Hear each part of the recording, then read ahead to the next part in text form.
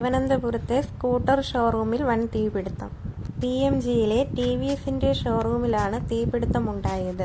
പുലർച്ചെ 4 മണിയോടെയാണ് തീപിടുത്തമുണ്ടായത്. തീപിടുത്തം പൂർണ്ണമായും നിയന്ത്രണ വിധേയമാക്കും. 8ഓളം ഫയർഫോഴ്സ് യൂണിറ്റുകളാണ് തീ അണയ്ക്കുന്നതിനായി സ്ഥലത്തെത്തിയത്. കെട്ടിടത്തിന്റെ താഴത്തെ നിലയിൽ തീപിടുത്തമാണ് ആദ്യം പൂർണ്ണമായും കെടുത്തിയത്.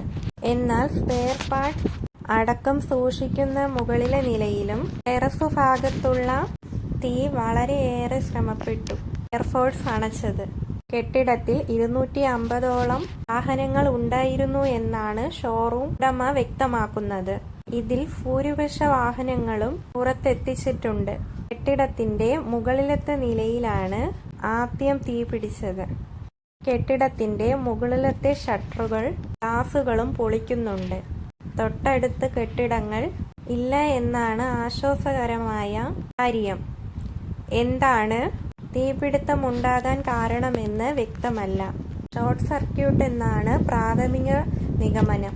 അപകട സമയത്ത് ജീവനക്കാരും തന്നെ ഷോറൂമിൽ ഉണ്ടായിരുന്നില്ല എന്നാണ് വിവരം. സമീപത്തുള്ള കെട്ടിടത്തിലെ സെക്യൂരിറ്റി ജീവനക്കാരനാണ് ഫയർഫോഴ്സിൽ വിവരം അറിയിച്ചത്. തിരുവനന്തപുരത്തു നിന്നും 4 യൂണിറ്റ്, ചാക്കയിൽ നിന്നും 3 യൂണിറ്റും, വിഴിഞ്ഞം 1 യൂണിറ്റും, കഴക്കൂട്ടം 1 യൂണിറ്റും, നെടുമങ്ങാട് 1 യൂണിറ്റും ഇവരെത്തി രക്ഷാപ്രവർത്തനം തുടരുകയാണ്.